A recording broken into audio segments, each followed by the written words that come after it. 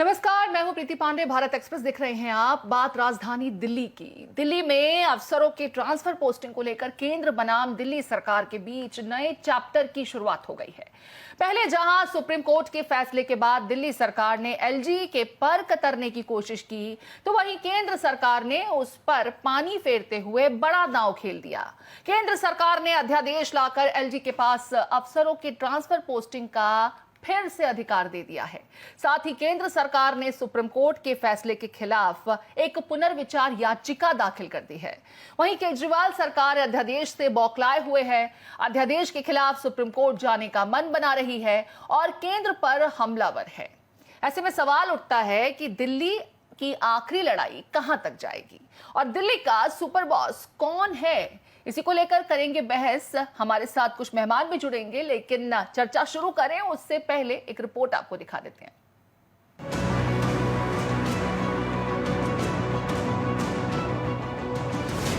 दिल्ली सरकार और केंद्र के बीच तकरार कम होने का नाम नहीं ले रहा है।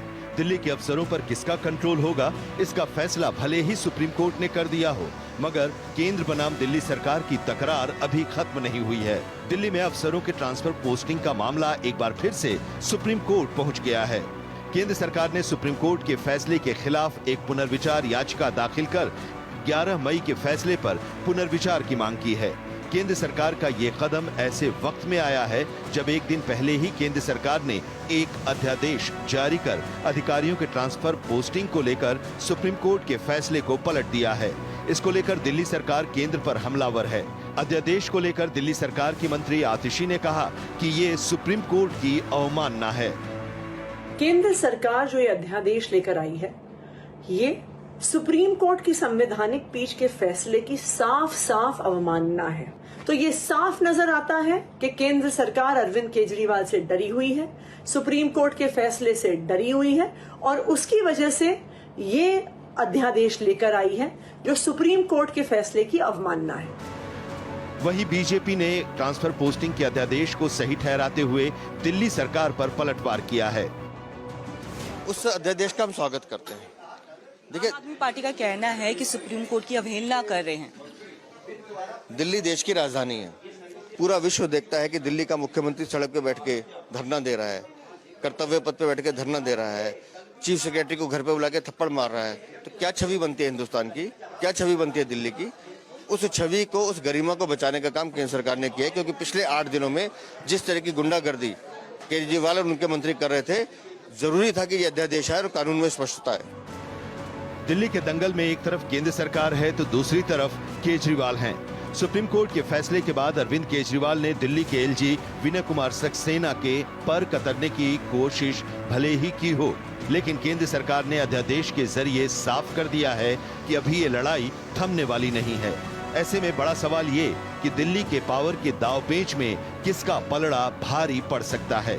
Bureau report, Bharat express. चलिए, अध्यादेश आने के बाद दिल्ली के मुख्यमंत्री अरविंद केजरीवाल ने क्या कुछ कहा, आपको सुना देते हैं। फाइनली जब सिविल सर्विसेज बोर्ड की मीटिंग होती है और एलजी के पास प्रस्ताव भेजा जाता है तो 2 दिन एलजी साहब बैठ जाते हैं उसके ऊपर। 8 दिन इन लोगों ने इस तरह से बिता दिए, ये सारे के सारे कोर्ट के बंद होने का इंतजार कर रहे थे कि कब कोर्ट बंद होगा, कब कोर्ट की छुट्टियां होगी और कब हम अध्यादेश लाएंगे। तो प्रश्न ये उठता है कि ये कोर्ट के बंद होने का इंतजार क्यों कर रहे थे कि जब कोर्ट बंद होगा तब हम अध्यादेश लाएंगे। पहले ले आते, जब कोर्ट की छुट्टियां नहीं चल रही थी, जब कोर्ट खुला था, जिस दिन अध्यादेश आया 3 दिन बाद, 4 दिन बाद, 5 दिन बाद ले आते, क्योंकि ये अंदर दिल के अंदर जानते हैं कि ये अध्यादेश पूरी तरह से गैर कानूनी, गैर संवैधानिक और जनतंत्र के खिलाफ है। इन्हें पूरी तरह से पता था कि अगर सुप्रीम कोर्ट के खुले होते हुए अगर ये अध्यादेश ले आते और हम अगर अगले दिन इसको सुप्रीम कोर्ट में चुनौती देते तो सुप्रीम कोर्ट में ये 5 मिनट भी अध्यादेश टिकने वाला नहीं था। दिल्ली के मुख्यमंत्री अरविंद केजरीवाल के इस स्टेटमेंट के बाद बीजेपी की तरफ से भी एक प्रेस कॉन्फ्रेंस हुई। गौरव भाटिया ने क्या कुछ कहा, आपको वो भी सुना देते हैं। बोल गए कि सर्वोच्च न्यायालय में छुट्टी हो गई, अध्यादेश इसीलिए जैसे ही छुट्टी हुई कल लाया गया रात में। और ये पहले क्यों नहीं लाया गया? सर्वोच्च न्यायालय में कोई छुट्टी नहीं होती है, वेकेशन बेंच है। अगर आपको इतना यकीन है कि यह अध्यादेश गैर संवैधानिक है, तो अपने जो भी अधिवक्ता हैं उनसे कहिए कि सर्वोच्च न्यायालय में सोमवार को अर्जी लगा दे। दूध का दूध, पानी का पानी हो जाएगा। और कोर्ट में दिल्ली सरकार की तरफ से मामले को पेश कर रहे अभिषेक मनु सिंघवी, जो कि कांग्रेस नेता भी हैं, उनका क्या कुछ कहना है, आपको वो सुना देते हैं। पहले वर्ष का विद्यार्थी भी जानता है कि संविधान या संवैधानिक सिद्धांतों को आप कानून द्वारा, एक विधायिका वाले कानून द्वारा, संसद वाले कानून द्वारा, ऑर्डिनेंस द्वारा नहीं बदल सकते। यहाँ क्या हुआ है, यहाँ सभी सिद्धांत जिनके आधार पर 2018 की खंडपीठ ने निर्णय दिया, सभी सिद्धांत जिनके आधार पर 2023 वाले ने निर्णय दिया, वो संवैधानिक है। आप ऑर्डिनेंस से कैसे बदल सकते हो? पूर्व केंद्रीय मंत्री रविशंकर प्रसाद ने क्या कुछ कहा इस अध्यादेश को लेकर और दिल्ली सरकार की प्रतिक्रिया को लेकर, अब आपको वो सुना देते हैं। आपको याद होगा कि एक समय दिल्ली के चीफ सेक्रेटरी के साथ भी बदसलूकी की गई थी एक मीटिंग में रात में, जिसका केस वगैरह हुआ था, और वहां के अफसर के साथ इस तरह की बदसलूकी, तो इसीलिए भारत सरकार ने एक ऑर्डिनेंस लाया है। वो ऑर्डिनेंस का आधार क्या है? आगे से दिल्ली सरकार में पदस्थापित ऑफिसर्स का ट्रांसफर, पोस्टिंग, विजिलेंस एक बॉडी के द्वारा किया जाएगा, जिसके चेयरमैन अरविंद केजरीवाल होंगे, लेकिन उसके चीफ सेक्रेटरी भी मेंबर होंगे और होम सेक्रेटरी भी मेंबर होंगे, और इनके निर्णय पर ही लेफ्टिनेंट गवर्नर फैसला करेंगे, दिल्ली के जो लेफ्टिनेंट गवर्नर है। तो दिल्ली में काम करने वाले अफसरों के निर्णय के बारे में एक पारदर्शी और उत्तरदायी प्रक्रिया के लिए ये ऑर्डिनेंस लाया गया है। तो दिल्ली सरकार के तमाम नुमाइंदों का यह कहना है कि अध्यादेश लाकर के केंद्र ने सुप्रीम कोर्ट की अवहेलना की है, सुप्रीम कोर्ट की बेइज्जती की है। इसको लेकर के बीजेपी के तमाम नेताओं को क्या कुछ कहना है, आपको वो सुना देते हैं। हर दिन जिस प्रकार से ये लोग अधिकारियों का दमन कर रहे हैं, जिस प्रकार से जो इनके भ्रष्टाचार का जांच कर रहा है उसी को संट करने में लगे हैं। उनको तो चिंता है ये विजिलेंस अधिकारी है, ये हमारे भ्रष्टाचार की जांच कर रहा है, पहले इसको हटाओ, रात में ताला तोड़ो, फोटो स्टेट करो और जा करके उसमें भी कुछ ऐसा कर दो कि लोगों को कंफ्यूज करे। अरविंद केजरीवाल जी की सबसे बड़ी समस्या क्या है कि वो साइन करने से डरते हैं। काहे पढ़े थे, क्यों पढ़े थे, कहां पढ़े थे भैया? एक तो विभाग नहीं चला सकते। सबसे पहले तो अरविंद केजरीवाल जी आप एक तो विभाग संभालो पहले। दिल्ली की प्रशासनिक व्यवस्था को लेकर जो कंफ्यूजन था और पिछले 4-5 दिन में केजरीवाल सरकार ने जो माहौल बनाया था अफसरों को धमकी देने का, ताले तोड़ने का, अपनी खुद की भ्रष्टाचार की फाइलों को चुराने का, नष्ट करने का, उसके बाद इस प्रकार का एक निर्णय बहुत आवश्यक था। दिल्ली की जनता इस प्रकार के निर्णय का इंतजार कर रही थी। सुन रहे थे, मनोज तिवारी को सुन रहे थे। हमारे साथ आम आदमी पार्टी के प्रवक्ता रवि श्रीवास्तव साहब जुड़ गए हैं। बहुत स्वागत है सर आपका। समझना चाहेंगे रवि जी, आम आदमी पार्टी एक प्रेस कॉन्फ्रेंस करती है इस अध्यादेश के आने के बाद और सीधे तौर पर कहती है कि ये केंद्र द्वारा सुप्रीम कोर्ट की बेइज्जती है। जानबूझकर उस समय को चुना गया जब वेकेशन स्टार्ट हो जाते हैं, क्योंकि आपको अध्यादेश लाना था, तैयारी तो आपने की थी, लेकिन आपने समय तब चुना जब वेकेशन स्टार्ट हो गए। हालांकि चुनौती देने की बात कही है उन्होंने वेकेशन खत्म होने के बाद। देखिए, केंद्र सरकार पूरी तरह से बेईमानी पर उतारी है और संविधान को साथ पे रख के काम करना चाहते हैं। आपने सुना होगा अरविंद केजरीवाल जी की पूरी 13 मिनट की प्रेस कॉन्फ्रेंस आपके सामने थी। उन्होंने सारी बातें पूरी तरह से स्पष्ट की कि किस तरह से 11 मई को आदेश आया और किस तरह से 8 दिन दिल्ली के जो सेंटर जो है एलजी है, उन्होंने पूरा समय किस तरह से बिताया ताकि इसको अध्यादेश को कोर्ट के बंद होने के 1 घंटे के बाद जारी किया जा सके। ये क्या है अध्यादेश? अध्यादेश, अगर सुप्रीम कोर्ट ने अपने आदेश में एक पैरा 95 के अंदर एक विंडो दी थी कि अगर केंद्र सरकार चाहे तो पूरी पार्लियामेंट की सहमति से इस प्रकार का कानून बना सकती है कि इसके खिलाफ जा सकती है, मगर ना तो पार्लियामेंट चल रही है, ना कोई इस समय बिल आ सकता है, इसलिए जानबूझ के ये अध्यादेश लाया गया।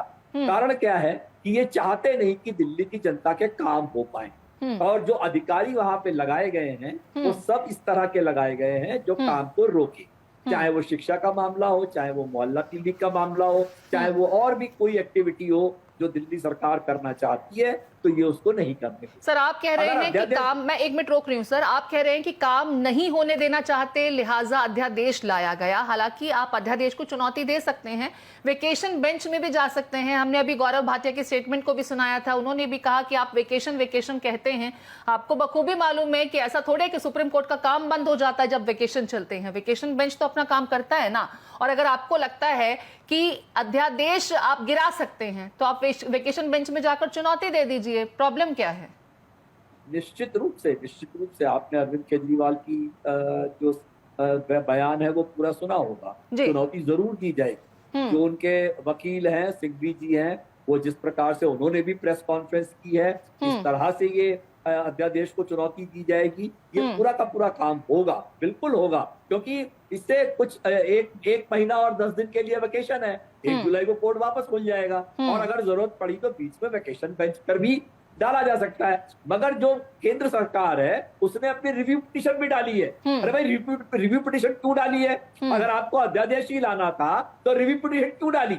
अब जजमेंट का रिव्यू करके आप रिव्यू करवा रहे हैं जजमेंट का, कि अध्यादेश ला रहे हैं? दरअसल केंद्र सरकार का एक ही उद्देश्य है कि किसी तरीके से जो शक्तियां एक चुनी हुई सरकार के पास होनी चाहिए वो छीन ली जाए, चाहे सामने से नहीं तो पिछवाड़े से छीन ली जाए। वो यही हरकत कर रहे हैं, मगर दिल्ली की जनता देख रही है, पूरा देश देख रहा है कि किस तरह से दिल्ली सरकार, जो केंद्र की सरकार है, वो किस तरह बेईमानी और एक तरीके की तानाशाही पर उतारू है। सर एक कमेटी, एक प्राधिकरण के बनाने का भी जिक्र किया गया है जिसके मुखिया खुद दिल्ली के मुख्यमंत्री ही होंगे, NCCSA, इस कॉन्सेप्ट को भी इस अध्यादेश में बताया गया है। इसके 3 सदस्य होंगे, उसके बावजूद आप लोग आपत्ति जता रहे हैं और आप लोग ये कह रहे हैं कि जानबूझ करके दरअसल ये सुप्रीमेसी साबित करने की कोशिश है, सुप्रीम कोर्ट को चुनौती देने की कोशिश है। जरा इसको जरा समझाएं कि कैसे, जब आपके खुद मुख्यमंत्री इस प्राधिकरण के मुखिया होंगे तो कैसे चुनौती दी जा रही है, कैसे आपको काम नहीं करने दिया जा रहा? क्या सुप्रीम कोर्ट ने इस तरह का प्राधिकरण बनाने के लिए अनुमति दी थी? सर तकरार ना हो, ये तो इसीलिए कॉन्सेप्ट को लाया जा रहा है ना, क्योंकि हमने इससे पहले, सर सवाल सुन लीजिए, शीला दीक्षित भी थी दिल्ली में, उस वक्त भी लेफ्टिनेंट गवर्नर की पोस्ट पर शीला दीक्षित की तरफ से कोई नुमाइंदे नहीं थे, यानी कि कांग्रेस पार्टी का कोई नुमाइंदा नहीं बैठा हुआ था। जैसा कि आज के समय में आप लोग कहते हैं कि क्योंकि बीजेपी के हैं LG, लिहाजा सुनते वो सिर्फ केंद्र की हैं। ये तकरार आम आदमी पार्टी के आने के बाद से शुरू हुआ, इससे पहले तो दिल्ली में काम भी हो रहे थे।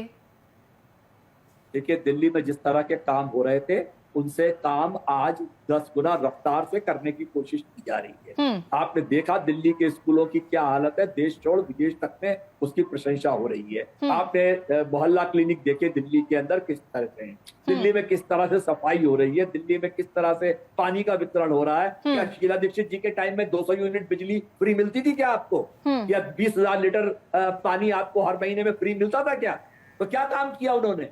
काम अब हो रहे हैं, और जो अब काम हो रहे हैं उन्हीं कामों में रोड़े अटकाने के लिए केंद्र सरकार ने अपना LG वहां पे रखा है। और एक LG नहीं, चाहे वो नदीप जंग हो, चाहे वो बैजल हो, चाहे वो विनय सक्सेना हो, सब LG केंद्र सरकार के, राज्य सरकार के खिलाफ रहे।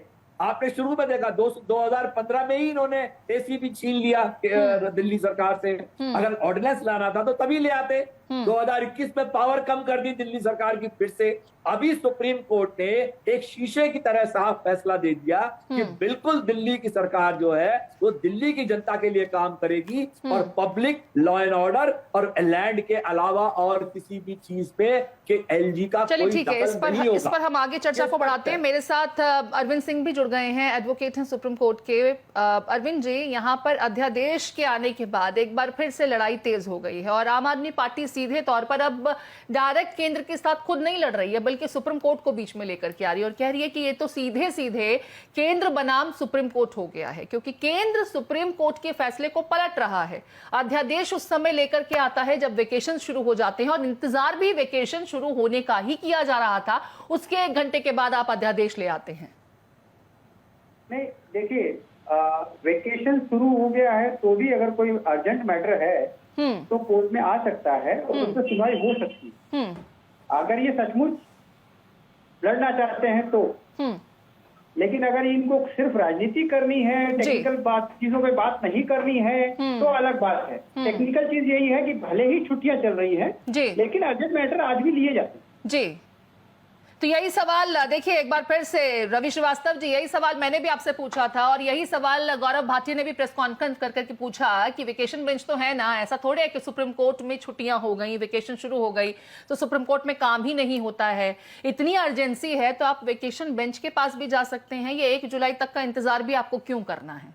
बिल्कुल, उसका भी स्पष्टीकरण अभिषेक मनु सिंह जी जो हमारे वकील हैं वो जरूर दे चुके हैं। और वेकेशन बेंच की जो पावर्स होती हैं वो बहुत लिमिटेड होती है और ये जो आदेश आया है ये 5 जजों की कॉन्स्टिट्यूशन बेंच का दिया हुआ ऑर्डर है। तो इस ऑर्डर को अगर आपको इसको चैलेंज करना है या इसके खिलाफ आपको कंटेम्प्ट में जाना है तो ये मेरे विचार से फुल बेंच ही इसको सुन पाएगी। अरविंद जी से समझ लेते हैं। अरविंद जी, क्या ऐसा पॉसिबल नहीं है क्या कि वेकेशन बेंच में इसको लेकर के चुनौती दी जा सकती है? आप कानून को जानते हैं, जरा समझाइए हमारे दर्शकों को भी। नहीं, अगर ये फुल बेंच के पास जाने वाला मैटर है तो फुल बेंच ही इसका फैसला करेगी। बाकी मुझे जानकारी नहीं कि फैसला किसका है। जी, ये फैसला पूरी बेंच का है सर, 5 जजों की बेंच का है। तो डेफिनेटली फिर ये फुल बेंच ही चाहिए। जी, यही मैं कहना चाहता हूँ जी। अरविंद जी, यहाँ पर एक सवाल मैं और चाहूंगी जो इस पूरे मामले की स्थिति को बेहतर तरीके से स्पष्ट कर सकता है, क्योंकि अध्यादेश केंद्र की तरफ से लाया गया।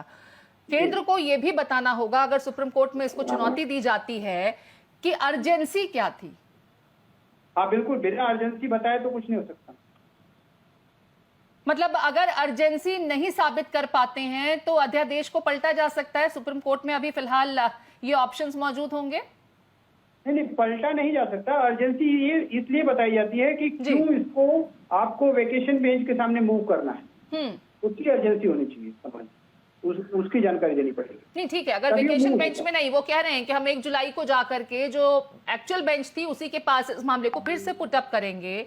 अर्जेंसी तो तब भी बतानी होगी ना कि अचानक अध्यादेश क्यों लाया गया, ऐसी कौन सी जरूरत आन पड़ी कि आप अध्यादेश लेकर के आए। इसको आप कानून के जरिए भी इंट्रोड्यूस कर सकते थे अगर आपकी मंशा थी, जैसा कि रवि श्रीवास्तव जी भी कह रहे हैं कि ऑर्डर में ये एक विंडो दिया गया था। जी, वो तो बताना ही पड़ेगा कि इतनी क्या अर्जेंसी थी कि आप इंतजार नहीं कर सके, आप एक अध्यादेश के जरिए इसकी छुट्टियों के दौरान आपने ये लाया। ये अर्जेंसी तो उनको बतानी पड़ेगी। ये सब जो टेक्निकल ड्राफ्टिंग है वो तो मतलब ड्यूरिंग द आर्गुमेंट ये सब चीजें आएंगी। चलिए, रवि जी का मैं एक बार फिर से रुक कर रही हूं, क्योंकि लगातार दिल्ली के मुख्यमंत्री ने जब आज प्रेस कॉन्फ्रेंस की तो कई गंभीर आरोप लगाए। मैं चाहूंगी जरा अपने दर्शकों को वो आरोप भी बता दें कि दरअसल अब लड़ाई किस बात की है। सुप्रीम कोर्ट एक बार पहले दिल्ली सरकार के पावर्स को डिफाइन करती है और ये कहती है कि एलजी के पास कौन से पावर्स वेस्टेड हैं।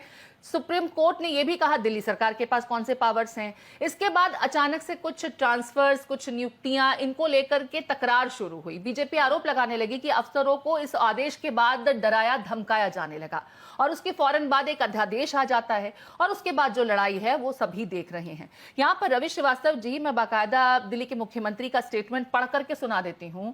अध्यादेश लाकर प्रधानमंत्री मोदी ने सुप्रीम कोर्ट की बेइज्जती की है। 5 जजों की संविधान पीठ के फैसले को पलटना लोकतंत्र की हत्या है। सर, क्या अध्यादेश का अधिकार अगर केंद्र के पास है और अध्यादेश वो ले आती है और जजों के फैसले को पलट दिया जाता है तो ये लोकतंत्र की हत्या हो जाती है? इस तरह के शब्दों का इस्तेमाल करके जनता को क्यों बरगलाया जा रहा है? दिल्ली की जनता तो कंफ्यूज हो चुकी है कि दरअसल हम किसकी बात पर यकीन करें, गंभीरता से किसको लें। प्रीति जी, दिल्ली की जनता बहुत समझदार है। दिल्ली की जनता सब अच्छी तरह देख रही है। देखिए, ये आप भी समझिए इस चीज को कि संविधान में जो अधिकार एक जनता को दिए गए हैं, ये अध्यादेश उन अधिकारों को ही निरस्त कर देता है कि आप कोई भी निर्णय लेंगे हम उसके खिलाफ अध्यादेश ले आएंगे। तो इसका मतलब देश में प्रजातंत्र है ही नहीं। फिर पार्लियामेंट होती है, मगर पार्लियामेंट के अंदर किसी पार्टी की अगर ब्रूट मेजॉरिटी होगी और वो कल को कह दे कि हम संविधान को नहीं मानते हैं, तो संविधान खत्म हो जाएगा। ऐसे थोड़ी देश चलता है। जो विपक्ष है, जो जिसको जो जनता की आवाज है, उस आवाज को सुनना पड़ेगा। लेकिन सर फिर वो कहते हैं मैं महारैली करूंगा, दिल्ली की जनता को जाकर के बताऊंगा, जो कानूनी प्रावधान है उनका इस्तेमाल करें ना, उन्हें अख्तियार करें। वो भी करेंगे, मगर प्रीति जी देश की जो जनता है उस जनता को भी जिसे कहते हैं उनको बारीकियां समझाना बहुत जरूरी होता है, क्योंकि तब तक ये मनोज तिवारी, दिल्ली की जनता ने आपको मैंडेट दिया। दिल्ली के मुख्यमंत्री का प्रेस कॉन्फ्रेंस मैंने पूरा सुना था आज जो उन्होंने कहा कि हम 3 मर्तबा आए, एमसीडी में भी हमारे को मैंडेट मिला, यानी 4 बार दिल्ली की जनता ने हमें मौका दिया, लिहाजा तमाम अधिकार दिल्ली के संदर्भ में हमारे पास होने चाहिए। लेकिन यहाँ पर केंद्र जानबूझ करके अड़ंगा लगाने का काम करती है। मेरा सवाल यही तो है कि केंद्र को भी तो मौका वही जनता दे रही है ना, केंद्र को भी तो वो मौका वही जनता दे रही है ना। ये तकरार क्यों है? शीला दीक्षित के समय तो ऐसी तकरार देखने को नहीं मिलती थी, आखिर सामंजस्य क्यों नहीं बन पा रहा?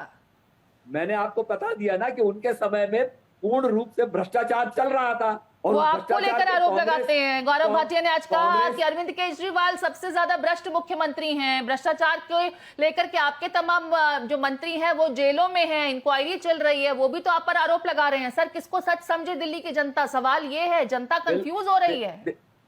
नहीं, जनता बिल्कुल कंफ्यूज नहीं होगी। दिल्ली की जनता को अच्छी तरह से समझ में आ रहा है कि वो जो ऑर्डिनेंस लेके आए हैं उस ऑर्डिनेंस का क्या मतलब है। ये बताना दिल्ली की जनता को आम आदमी पार्टी की जिम्मेदारी है और वो उसको अच्छी तरह से समझाएगी। आप विश्वास रखिए, उसमें कोई कमी नहीं होगी, ताकि समझ सके कि किस तरह से ये बेईमान अफसरों को किस तरह से इस्तेमाल करके भाजपा जानबूझ करके डॉक्यूमेंट्स लीक करके चैनलों को दे करके गलत स्टोरियां चलवाती है।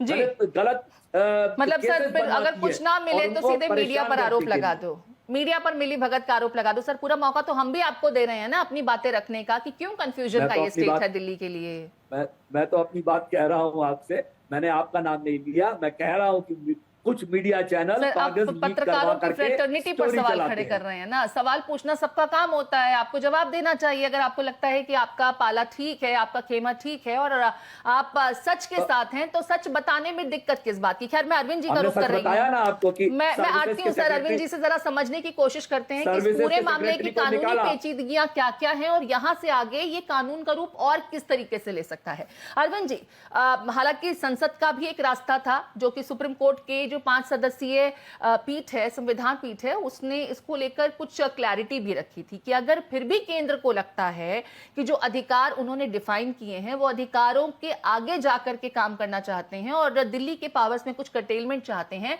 तो उनके पास अधिकार है, संसद के मार्फत आप एक कानून बना सकते हैं। उसके पहले अध्यादेश आ जाना और उसको लेकर के दिल्ली सरकार की तरफ से तमाम प्रश्न चिन्ह खड़े करना। यहाँ पर आपको क्या लगता है दिल्ली सरकार के पास क्या क्या विकल्प हैं? जैसा कि उनको कहना है कि दिल्ली के लिए बहुत से काम करने हैं, वो हो नहीं पा रहे हैं, तमाम फाइलें तो एलजी द्वारा रोक ली जाती हैं। दिल्ली सरकार के पास क्या क्या विकल्प हैं? दरअसल ये थोड़ी सी राजनीतिक बात है, लेकिन मैं ये मेंशन करना जरूरी है मुझे यहाँ की ये टकराव की राजनीति जो हमेशा शुरू से हो रही है ना दिल्ली को लेके जी, केंद्र कोई फैसला करती है तो केजरीवाल जी कुछ और, अब जैसे टेक्निकल चीजों का रुख कर सकते थे, ये इनके पास टेक्निकल प्रावधान थे, लेकिन अब ये जनता में जाएंगे। जनता में क्यों जाना है भाई आपको? आप केंद्र से बात करिए ना। आपको अगर कोई पावर है जो आपका कम किया गया है और जिसके बिना आपको सरकार चलाने में प्रॉब्लम हो रही है, बिल्कुल बाकायदा इस आदेश में भी, अध्यादेश में भी राष्ट्रीय राजधानी सिविल सेवा प्राधिकरण को बनाइए जिसमें दिल्ली के मुख्यमंत्री होंगे, गृह सचिव होंगे, मुख्य सचिव होंगे। ये लोग तय करेंगे कि किसकी नियुक्ति होनी है, किसकी नियुक्ति नहीं होनी है, और फिर फाइल को एलजी के पास भेज दीजिए। और जो अधिकार केंद्र के पास है अगर वो उसका इस्तेमाल कर रही है तो ये लोकतंत्र की हत्या कैसे होगी? चलिए, कुल मिलाकर के तकरार बरकरार है। दिल्ली का मुखिया कौन, केंद्र के अध्यादेश ने एक बार फिर से स्पष्ट कर दिया है, लेकिन दिल्ली सरकार भी पीछे हटने वाली नहीं है। उनका कहना है कि 1 जुलाई को जब वेकेशंस खत्म होंगी तो वो इस अध्यादेश को सुप्रीम कोर्ट में फिर चुनौती देंगे। बहरहाल दिल्ली की जनता कंफ्यूज्ड है कि दिल्ली का असली बॉस कौन। आप दोनों मेहमान हमारे साथ जुड़े, इस चर्चा में शामिल हुए, इसके लिए बहुत शुक्रिया। इसी के साथ इस खास पेशकश में इतना ही। देश और दुनिया की हर अपडेट के लिए आप चलते रहिए भारत एक्सप्रेस के साथ।